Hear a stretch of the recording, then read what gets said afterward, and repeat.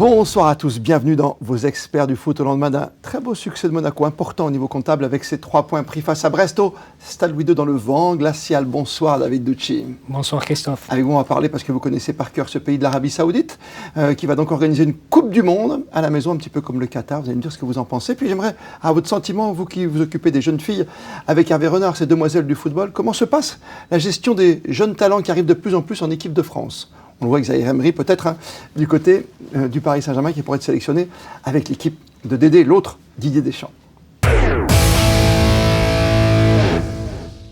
L'actualité, bien sûr, c'est Monaco, toujours dans la course, toujours dans le game, comme disent les jeunes aujourd'hui, David Ducci. Ce n'est pas un grand succès, ce n'est pas le plus grand match de l'année pour cette 11e journée, mais il fallait ces 3 points et la victoire face à Brest 2-0 fait du bien. Oui, bien sûr, il fallait se remettre en ordre de marche et gagner sans prendre de but. C'était aussi quelque chose qu'ils avaient besoin de retrouver, une solidité défensive, et ils l'ont retrouvé. Ensuite, quand vous ne prenez pas de but, c'est plus facile pour aller chercher les 3 points. Merci Lavar quand même, parce que du côté de Brest, on a de quoi râler aussi encore aujourd'hui.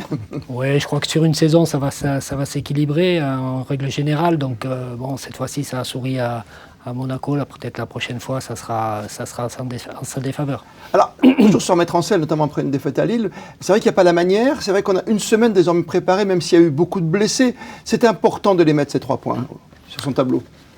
Ah oui, bien sûr. Après une défaite, c'est toujours important, surtout à domicile, de repartir de l'avant avec une victoire. Et effectivement, il fallait remettre en confiance cette équipe, notamment avec la défense, qui retrouvait, on va dire, une défense, classique. Avec notamment Maripane, qui revient, qui est solide. Voilà, et on sait qu'une défense a besoin d'automatisme. C'est pour ça que c'est plus facile quand il y a un seul changement dans une défense que quand vous êtes obligé de renouveler 3, 4, parfois 5, quand vous avez une défense à 5 joueurs dans votre effectif. Et puis David Ducci, ce qui est important finalement, c'est d'avoir un grand joueur qui sait, dans ce genre de match, débloquer une situation. On l'a encore vu, Golovin. Oui, ça aide. Ça aide quand on peut se reposer sur un joueur qui va vous débloquer la situation, quand on ne sait pas comment on va pouvoir arriver à trouver la faille. C'est fantastique. Tant mieux pour Monaco d'avoir ce type de joueur-là, parce que dans un championnat long et compliqué comme l'est le championnat de France, c'est important d'avoir ce genre de joueur décisif en espérant qu'il soit en forme toute la saison. Sur la saison, parce que c'est vrai que ce n'est pas un joueur qui dépasse les 10 buts habituellement. Il a déjà 5 buts, ce qui est bien, mais il faudrait qu'il dépasse un jour un peu plus de 10 buts, qui arrive à 15 quelque part, même en numéro 10. Oui, mais parce qu'il a souvent été blessé. Il a rarement fait des saisons complètes. Donc peut-être que s'il arrive à enchaîner et à éviter les blessures, peut-être qu'on peut espérer voir ce capital de but augmenter. Je vais rebondir quand même sur votre petit propos juste avant. Vous parlez de longs championnats. Mais pour Monaco, c'est un championnat compliqué d'une autre façon parce que c'est paradoxal. Tu n'as pas de match de Coupe d'Europe. Pour l'instant, la Coupe de France, c'est loin. Il faut gérer avec encore une pause, une trêve internationale qui va arriver très vite, dans 10 jours. Comment ça se passe quand on est entraîneur? Parce qu'il faut quand même motiver ses joueurs chaque semaine désormais. Oui, je pense que ce n'est pas le plus difficile de les motiver pour le championnat. Il y a un objectif qui est élevé, donc c'est facile de maintenir les garçons fixés sur cet objectif. Et le fait de ne pas avoir les enchaînements de matchs en semaine avec les Coupes d'Europe, c'est un plus pour cette saison. C'est un plus, vous dites. Oui, il y aura moins de fatigue, moins de blessures, donc peut-être un peu moins de turnover dans l'effectif et dans l'équipe, et donc les automatismes qui sont là et la confiance qui s'installe et qui perdure. Ça veut dire qu'avant les matchs, on rappelle qu'on a bien travaillé pendant la semaine, et le jour du match, qu'est-ce qu'on fait? On met des petits tableaux, des petits post-it sur gagner toujours, savoir, pouvoir, vouloir. Qu'est-ce qu'on met sur l'entrée du vestiaire chez vous notamment? Non, il y a chaque match sa vérité, à chaque match sa vérité, chaque semaine sa vérité, parce que dans une semaine, ce que les gens ne savent pas et ce que les spectateurs et les supporters ne savent pas, c'est ce qui s'est passé dans la semaine. Donc quand ils découvrent les compositions d'équipe, des fois on va râler, on va dire c'est pourquoi... Nous, à l'intérieur, on sait pourquoi, on sait le pourquoi du comment, et on met les joueurs les plus aptes qu'on pense à remporter la victoire le week-end. Notamment grâce aux data qu'on met derrière, sur le maillot de temps en temps. Celui qui n'a pas couru pendant la semaine. Non, entre autres, mais pas seulement. Les data, c'est un plus, ça aide à la prise de décision, et notamment à maintenir les garçons et les filles en forme.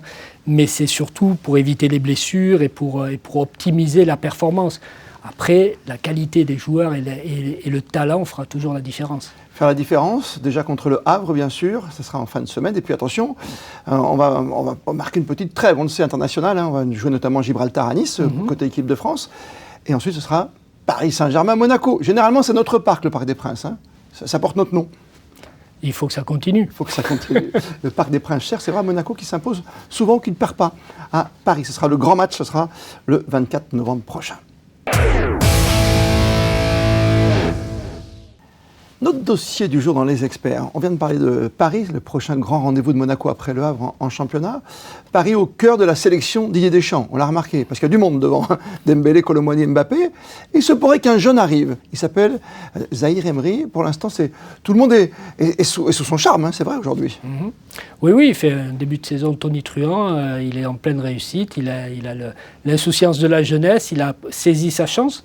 Parce que c'est jamais simple de saisir sa chance dans des grands clubs comme Paris. Et aujourd'hui, il a fait son trou et c'est pour ça qu'on parle de lui potentiellement pour l'équipe de France prochainement. Ça fait un peu beaucoup de Parisiens dans cette équipe. Ça me rappelle les PSGOM, la rivalité dans les deux sélections. Il n'y avait que des joueurs de Paris, que des joueurs de Marseille.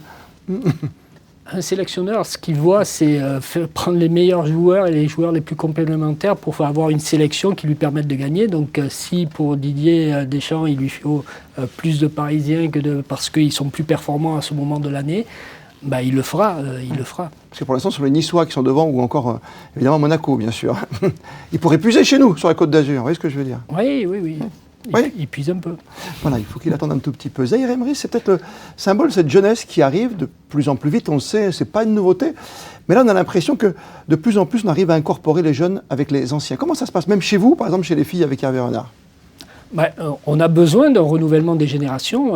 Régulièrement, vous avez des joueurs, des joueuses qui arrivent sur une fin de carrière et donc qui arrivent à moins enchaîner les matchs et à moins durer dans les matchs. Donc il faut déjà préparer l'après. Et donc on incorpore petit à petit des jeunes, d'abord pour leur permettre de goûter à l'ambiance de l'équipe de France, de voir ce qu'est l'ambiance, comment ça se passe, les matchs internationaux, etc. Et tout. Puis petit à petit, leur donner un petit peu de temps de jeu.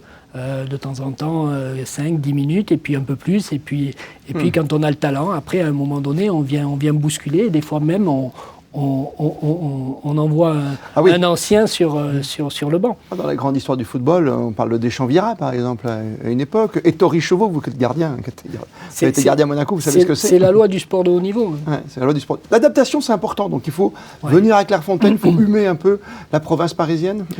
Oui, c'est mieux quand on a pu auparavant goûter à ces rassemblements pour dédramatiser entre guillemets la situation, abaisser le niveau du stress des joueurs, parce que même quand on dit qu'on n'est pas stressé, il y a toujours quand même la nouveauté. 16-17 ans, oui. Voilà, donc ça aide à appréhender les événements, à connaître aussi ses futurs coéquipiers, ses nouveaux coéquipiers, et à adhérer au plan de jeu qui est en équipe de France souvent parfois différent de celui qu'on a en club. Bien sûr, mais c'est pas simple aussi de mêler comme ça ces jeunes et ces anciens, parce que y a des petits clans qui se forment. On le voit dans les clubs, c'est souvent des problèmes d'origine aussi, quand on est peut-être le gang des Italiens ou des Brésiliens dans certains vestiaires. Aujourd'hui, quand on arrive, c'est pas le petit, toi tu ramasses le sac et tu nettoies un peu. C'est pas l'armée, vous voyez ce que je veux dire, mais... Non, c'est plus comme avant, on va dire. Mais Thierry Henry le disait, quand tu achètes dans le bus, tu as ta place, tu sais. Mais il y a quand même une forme de respect et de valeurs, de règles communes de vie qui existent dans un groupe. Et quand un groupe existe depuis longtemps, comme c'est le cas avec Didier Deschamps par exemple, le nouveau qui arrive est très vite mis au parfum de manière formelle et informelle des us et coutumes dans la vie du groupe. Pour vous aussi, avec Hervé Renard, pour constituer cette équipe en vue des Jeux Olympiques, par exemple, c'est dès maintenant qu'il faut incorporer des jeunes, des nouvelles pièces. Oui. On incorpore des jeunes quand il y a du talent, quand il y a de la forme du moment également. C'est le cas avec Julie Dufour en ce moment avec nous. Et effectivement, on les prépare parce que d'ici les Jeux Olympiques, c'est encore loin. Donc il peut se passer beaucoup de choses. Et surtout, il n'y aura que 18 places. Donc les places vont être chères. Entre anciens et jeunes, bien sûr. C'était notre dossier du jour. La question du jour, vous connaissez bien ce pays, c'est l'Arabie Saoudite qui, donc, logiquement, va organiser une Coupe du Monde. Ce n'est pas la prochaine, parce que la prochaine, on le rappelle, ce sera du côté du Canada, des USA et du Mexique. La suivante, en 2030, sera Espagne, Maroc, Portugal, puis on ira même faire des matchs au Paraguay, en Uruguay, en Argentine. Et celle qui arrivera juste derrière, ce sera donc en Arabie Saoudite, un pays où le football débute vraiment aujourd'hui, David Ducci. Alors non, le football ne débute pas vraiment aujourd'hui en Arabie Saoudite. Par contre, aux yeux du monde, oui, on le découvre parce qu'ils ont fait venir des grands joueurs comme Ronaldo, Benzema et j'en passe, Mané.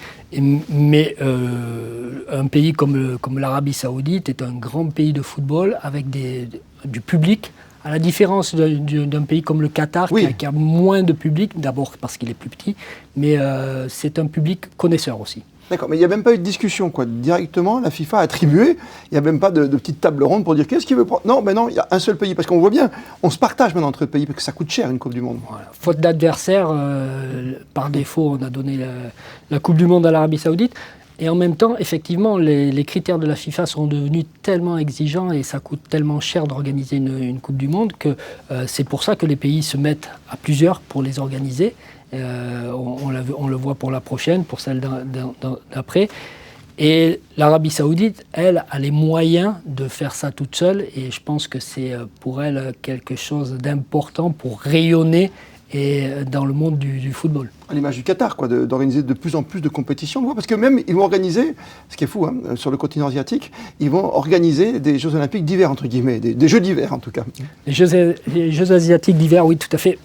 Ça sera en 2029. Il y a plein de stations de ski, hein, c'est les Alpes hein, là-bas, bien sûr. Hein. Oui, et ils vont les créer. Voilà. Donc il y a des montagnes et ils vont faire en sorte, avec la neige artificielle, et essentiellement, de faire en sorte que tout se passe bien. Tout est en construction. Ils ont les moyens, donc ils vont créer ce qu'il faut pour cet événement et pour être à la hauteur. Déjà avec Pékin, on est quand même loin des interrogations de beaucoup d'entre nous. C'est concernant la planète, l'environnement, on voit les prochaines Coupes du Monde, il y aura des déplacements de tous les côtés.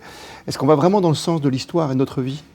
Ouais, en Arabie Saoudite, ça sera différent. Il y aura beaucoup moins de déplacements que sur les deux prochaines Coupes du Monde, effectivement. Non, si on n'est pas trop dans le sens de l'histoire, ça c'est sûr, oui. On est dans le sens de l'argent. Le sens de l'argent, ça c'est clair. Aujourd'hui, on le voit dans d'autres sports comme la Formule 1 qui peut se payer des grands prix plus rapidement que Monaco qui peut être en danger à un moment par rapport à la loi de l'argent. Aujourd'hui, organiser des grands événements sportifs d'envergure mondiale coûte excessivement cher et les États, les organisateurs ont besoin d'une rentabilité et donc ils trouvent les moyens qu'il faut pour y arriver et qui ne sont parfois pas compatibles avec l'environnement. Oui, on le voit avec toutes les histoires de géopolitique autour, hein, bien sûr, on a beaucoup parlé sur le Qatar avec les droits de l'homme et autres, et l'Arabie Saoudite qui se place dans cette politique de soft power, c'est clair, pour arriver avec le sport au plus haut et pour être reconnu. Oui, tout à fait, avec beaucoup de moyens qu'ils mettent aujourd'hui dans le sport, dans la culture et dans le tourisme. Ce sont les trois vecteurs sur lesquels ils ont axé leur politique à l'horizon 2030. C'était la vision 2030, comme ils disent. On l'a vu avec un Messi ambassadeur, hein, même s'il n'a pas signé pour l'Arabie Saoudite. Hein. Exactement, et donc ils mettent les moyens pour avoir les plus beaux événements dans tous que ce soit culturel, sportif, et ouvrir au tourisme comme des sites comme Alula, qui sont des sites magnifiques. Oui, vous avez passé 4 ans, on le rappelle, hein, avec Hervé Renard en Arabie Saoudite, et notamment l'exploit en Coupe du Monde. Face à l'Argentine, où on n'a pas pris de photo à la mi-temps. Vous vous souvenez de ce discours de votre coach principal. C'est sûr. Notre coach à nous, David Ducci, comme il a beaucoup d'humilité, je rappelle qu'il a fait 4h28 au marathon hier, entre Nice et Cannes, avec une douleur au mollet. Oui, et ça, il ne raconte pas dans son podcast avec Geneviève Berti, que vous pouvez retrouver sur Monaco Info. Merci David, à dans 15 jours pour la suite des experts du foot sur Monaco.